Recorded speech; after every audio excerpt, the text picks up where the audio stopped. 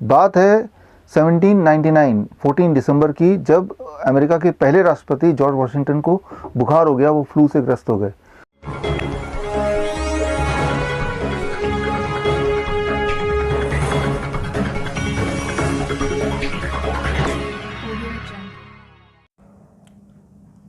नमस्कार, मैं हूं सुमित आजाद और आप देख रहे हैं ग्लोबी न्यूज़। एक सवाल जो बचा सकता है आपकी जान। अब वो कौन सा है सवाल, आप डिटेल में जानेंगे हमारे और आपके प्रिय गुरुदेव डॉक्टर BRC जी से। यदि आप ये वीडियो पूरी देखते हैं तो यकीनन आपकी सोच बदल जाएगी, और यदि ये वीडियो आप शेयर करते हैं तो कोई दूसरा भी देखेगा जो इस षड्यंत्र से अनजान है, उसकी भी सोच एक वीडियो से ही बदल जाएगी। तो खुद भी इस वीडियो को पूरी अच्छे से देखना, साथ ही इस वीडियो को कम से कम शेयर करना मत भूलना। आइए लेकर के चलते हैं आपको डॉक्टर BRC सर के पास। एक सवाल जो अमेरिका के पहले राष्ट्रपति जॉर्ज वॉशिंगटन ने पूछ लिया होता तो शायद उनकी आयु थोड़ी और लंबी हो जाती। बात है 1799 14 दिसंबर की, जब अमेरिका के पहले राष्ट्रपति जॉर्ज वॉशिंगटन को बुखार हो गया, वो फ्लू से ग्रस्त हो गए। इलाज के लिए डॉक्टर के पास गए, हॉस्पिटल में गए। उस वक्त की जो पॉपुलर एक पद्धति थी, पॉपुलर इलाज था, वो था ब्लड लेटिंग, यानी कि खून का बहाना। कि कोई भी अगर बुखार का पेशेंट आए, उसका बॉडी में ब्लेड से कट लगा दो और खून को बहने दो। ऐसा उस वक्त माना जाता था कि खून के बहने से फीवर ठीक हो जाएगा, वो पेशेंट ठीक हो जाएगा। तो उस इलाज के चलते जॉर्ज वॉशिंगटन के बॉडी से खून निकालना शुरू कर दिया, और खून निकालते रहे, फीवर वहीं का वहीं रहा, और शाम तक, रात तक करीब उनके बॉडी से आधा खून निकाल चुके थे, और तब उनका देहांत हो गया। और अगले दिन एक प्रेस रिलीज जारी किया डॉक्टरों ने। उन्होंने बोला कि हमें खेद है ये बताते हुए कि जॉर्ज वॉशिंगटन हमारे हॉस्पिटल में आए थे इलाज के लिए, फीवर के इलाज के लिए, और हमने उनका खून निकालना शुरू किया, यहाँ तक कि उनके बॉडी से आधा खून तक निकाल दिया। उसके बावजूद भी हम उनको बचा नहीं पाए। आज के एविडेंस को अगर ध्यान रखें तो हमें पता है कि प्रॉब्ली उनकी डेथ फीवर से नहीं हुई होगी, उनकी डेथ खून के बहाने से हुई होगी। आफ्टरऑल खून का बहा के फीवर का इलाज करना यही पॉपुलर मेथड था, पॉपुलर इलाज था उस वक्त का। और उस वक्त एक साइंस जर्नलिस्ट थे जिनका नाम था विलियम कोबेट, जिन्होंने सारे सबूत, सारे एविडेंस इकट्ठे करके दुनिया को दिखाया, जॉर्ज वॉशिंगटन को भी बताया कि ये जो ब्लड लेटिंग वाला मेथड है फीवर को ठीक करने का, इस मेथड से डेथ ज्यादा हो रही है इन कंपैरिजन टू जो लोग कोई भी इलाज नहीं करा रहे। तो हुआ क्या, जॉर्ज वॉशिंगटन ने एविडेंस को इग्नोर किया। उन्होंने ये देखा कि पॉपुलर मेथड कौन सा है, रादर देन सीइंग कि एविडेंस बेस्ड मेथड क्या है। और वो डॉक्टर्स जिनका दाना पानी इस तरह के इलाज से ही चलता था, उन लोगों ने मिलके विलियम कोबेट के ऊपर केस कर दिया। केस वो हार गए, बैंकरप्ट हो गए, यहाँ तक कि देश से बाहर भी उनको निकाल दिया गया। और जिसके चलते इस तरह का इलाज अगले कई 100 साल तक चलता ही रहा। जो स्थिति मेडिकल साइंस की उस वक्त थी, लगभग वही स्थिति आज है। मैं बात करता हूं सिंपल बीमारी, फॉर एग्जांपल डायबिटीज। अगर आपको अपनी जान बचानी है तो एक सवाल आप डॉक्टर से जरूर पूछिए। वो सवाल ये कि डॉक्टर साहब, आपके बताने पे मैं ये दवाई तो ले लेता हूं, लेकिन क्या डायबिटीज की दवाई को लेने से ऐसा कोई सबूत, एविडेंस है कि इससे मेरी लाइफ स्पैन बढ़ जाएगी या मेरी क्वालिटी ऑफ लाइफ बढ़ जाएगी?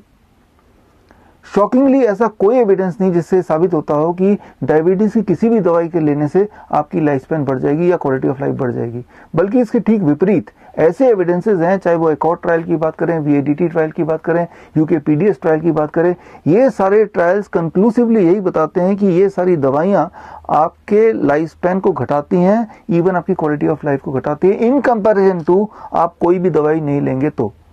चाहे हम ब्लड शुगर की बात करें या ब्लड प्रेशर की बात करें, ये सारे जो इलाज हैं ये आपको एक नंबर तो दे देंगे, जो नंबर आप फैंसी करते हैं कि मेरा ब्लड शुगर इतना होना चाहिए, मेरा ब्लड प्रेशर वो इतना होना चाहिए, but at the cost of making you more sick, at the cost of killing you.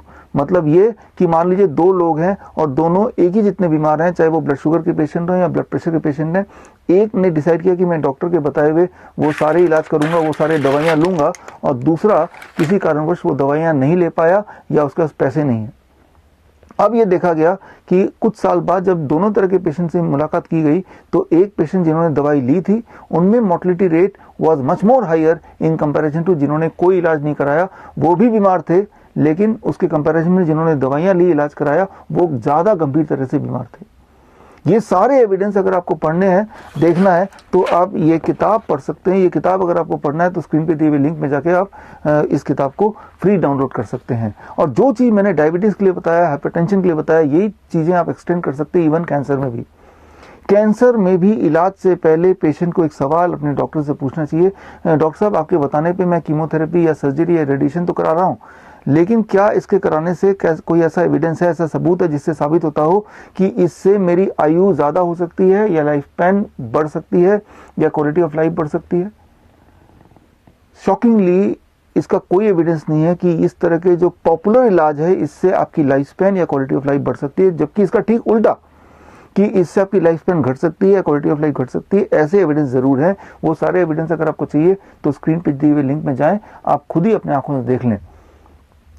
तो एक सवाल आपके दिमाग में होगा, तो क्या करें हम जब बीमार पड़े? क्या हाथ में हाथ रख के बैठ जाएं? आपको हाथ में हाथ रख के नहीं बैठना है, आपको ये देखना है कि एविडेंस बेस्ड इलाज क्या है, एविडेंस बेस्ड ट्रीटमेंट क्या है।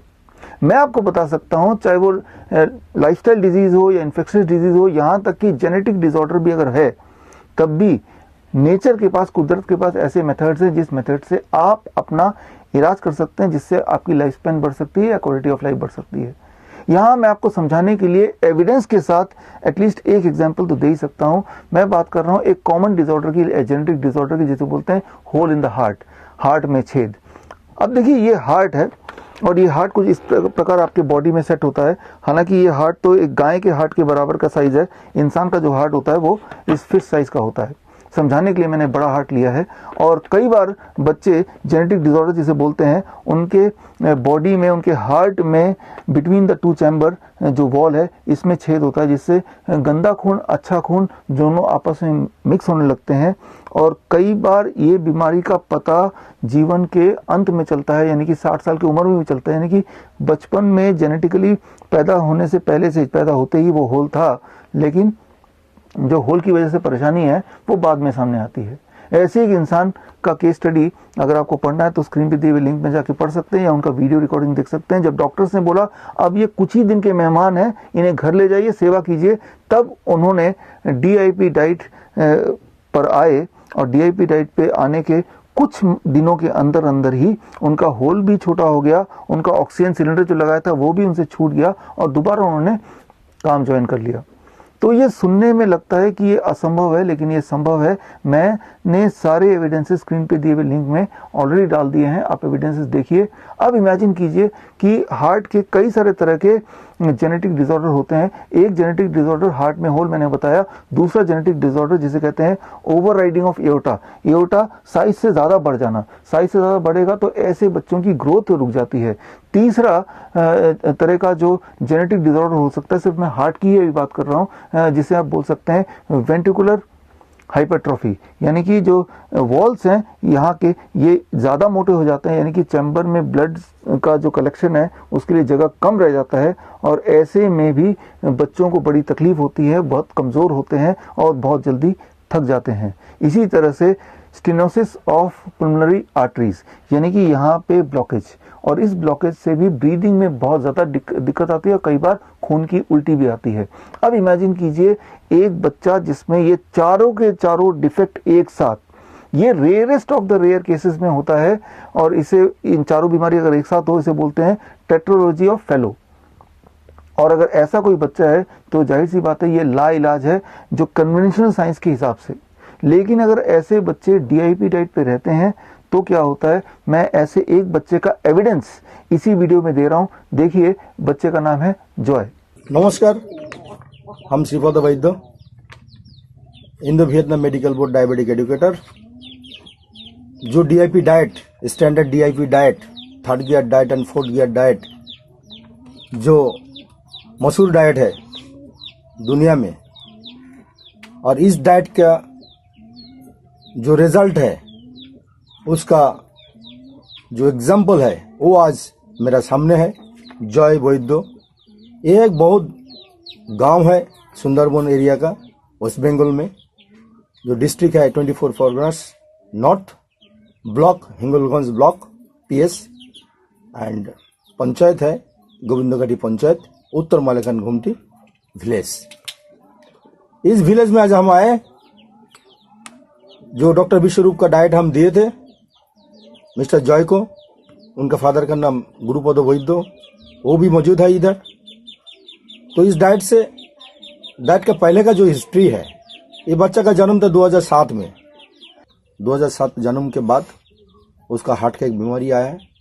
तो बीमारी का एक्चुअल कोई डायग्नोसिस डॉक्टर लोग कर नहीं पाया टिल 2019, बट 2020 मार्च में उसका सीवियर प्रॉब्लम हुआ था, जिसको लेके उसको PG हॉस्पिटल में भर्ती किया गया था। और वो भर्ती करने के बाद जो डायग्नोसिस आया है और वो लोग रेफर किया है जो रविंद्रनाथ टैगोर हॉस्पिटल में उसका ऑपरेशन के लिए। और जो डायग्नोसिस रेफर किया था वो है tetralogy of fall out, TOF। आप देख सकते हो यहाँ हम क्लोज कर दे रहा है, TOF लिखा है, देखिए। ये है रेयर डिजीज, बहुत कम बच्चे को होता है, लेकिन उसका भी हो गया। और इस 13-14 साल में गरीब परिवार है जो अपने जितना भी कुछ था सामान्य वो सब लुटा दिया बच्चा का ज़िंदगी के लिए।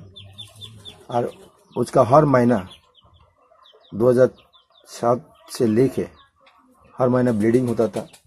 दिन के दिन उसका वेट कमती होते जा रहा था। उसका जो ग्रोथ पीरियड था, वो ग्रोथ पीरियड में उतना ग्रोथ हुआ भी नहीं। उसको देख सकते हो, खड़ा हो जाओ। उसका जो 14 साल में जो ग्रोथ होना चाहिए था वो ग्रोथ बच्चा का हुआ नहीं।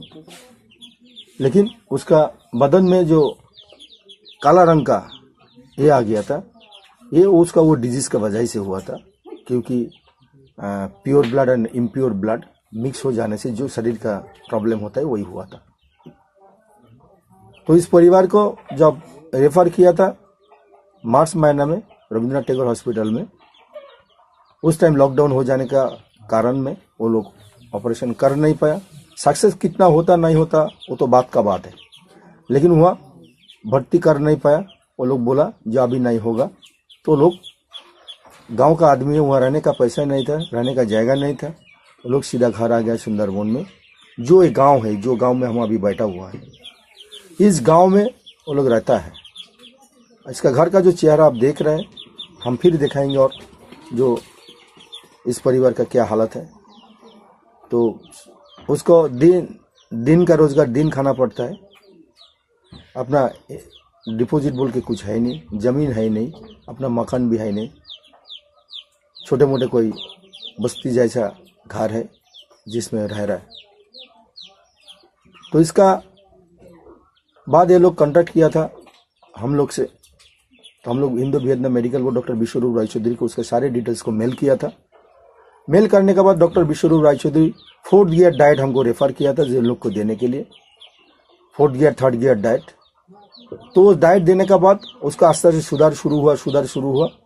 अभी लास्ट 9 महीना 10 महीना हो गया, उसको कोई तकलीफ नहीं है शरीर में। उसका वेट भी बढ़ते गया। उसका जो सांस का जो प्रॉब्लम था, ब्रीदिंग का जो ट्रबल था, वो नहीं है, वो बिल्कुल गायब हो गया। उसका चेहरा में थोड़ा बहुत चेंज आ गया।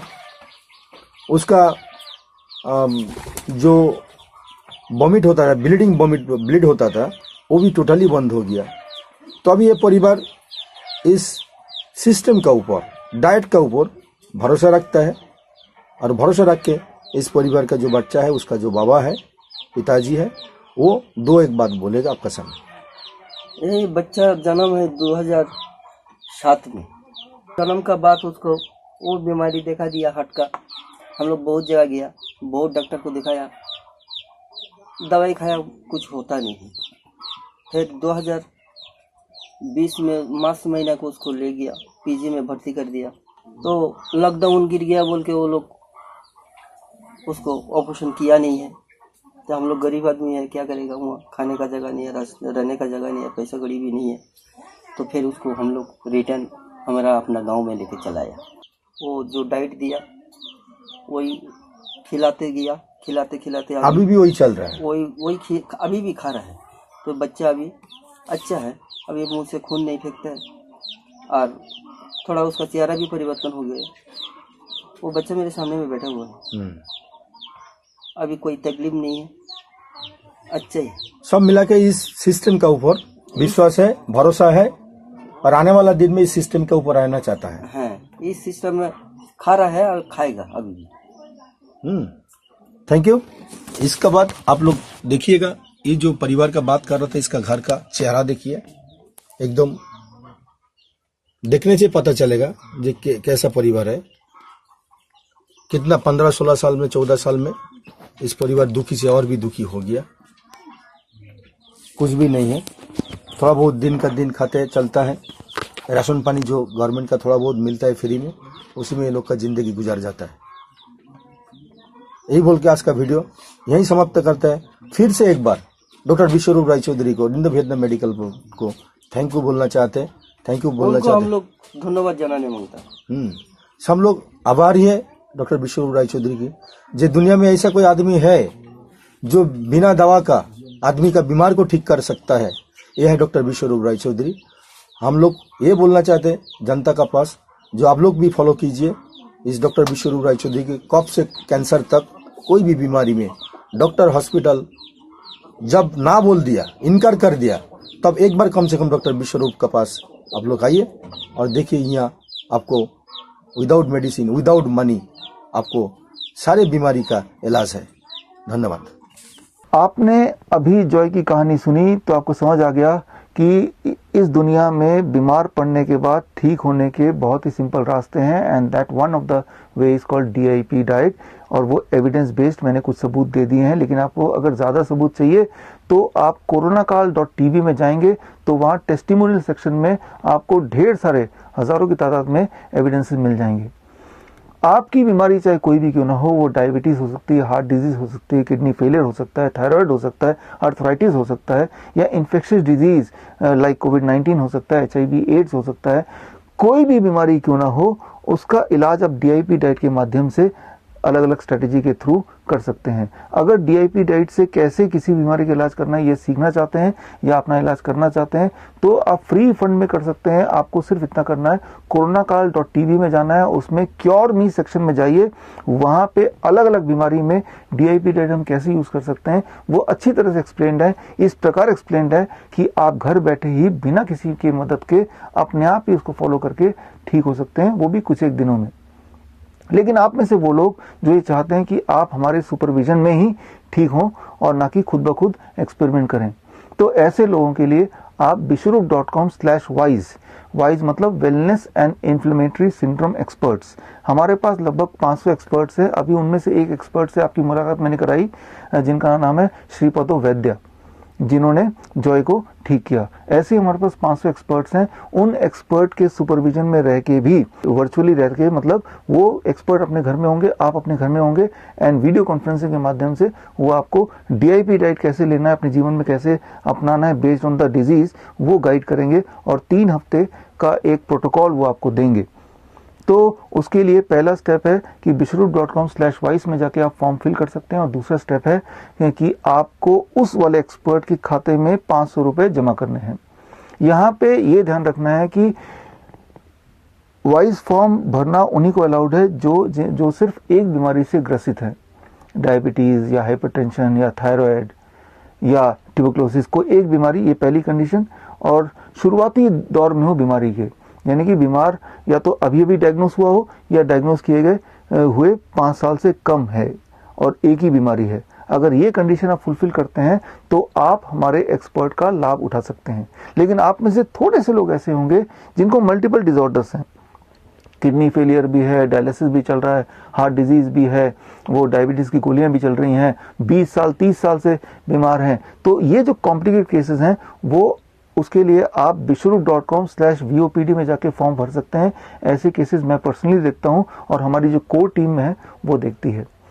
तो ऐसे केसेस में पहला स्टेप आप वीओपीडी फॉर्म भरेंगे। उस फॉर्म को देख के हम ये डिसाइड करेंगे कि हम आपकी मदद कर पाएंगे कि नहीं कर पाएंगे, क्या हमारे इंटरवेंशन से आपकी लाइफ स्पैन बढ़ सकती है या क्वालिटी ऑफ लाइफ इंप्रूव हो सकती है। अगर तो हमें लगेगा यस, तो हम आपको बता देंगे। तो उसके बाद आपको 21,000 रुपीज़ जमा करने होंगे हमारे खाते में, एंड देन मैं पर्सनली उस पेशेंट के पूरे मेडिकल प्रोफाइल को देखूंगा और देख के हम आपको बताएंगे कि किस प्रकार आप डीआईपी डाइट अपनी लाइफ में इंक्लूड करें, ताकि धीरे धीरे आप दवाइयों के चुंगल से बाहर निकलें, बीमारियों से बाहर निकलें और आप अपने लाइफ स्पैन या आपकी क्वालिटी लाइफ को इम्प्रूव करें। तो आखिर में मैं यही बताना चाहूँगा कि जब भी आप किसी भी इलाज को चूज़ करें, इलाज शुरू करने से पहले उस डॉक्टर से एक सवाल पूछ लें, वो ये कि अगर मैं ये दवा लेता हूँ या ये इलाज लेता हूँ तो क्या इससे मेरी लाइफ स्पैन बढ़ सकती है या क्वालिटी ऑफ लाइफ बढ़ सकती है इन कंपैरिजन टू अगर मैं कुछ नहीं करता हूँ। अगर वो ऐसा एविडेंस दे पाते हैं तो ही आप आगे बढ़िए। All the best. जय हिंद। Thank you.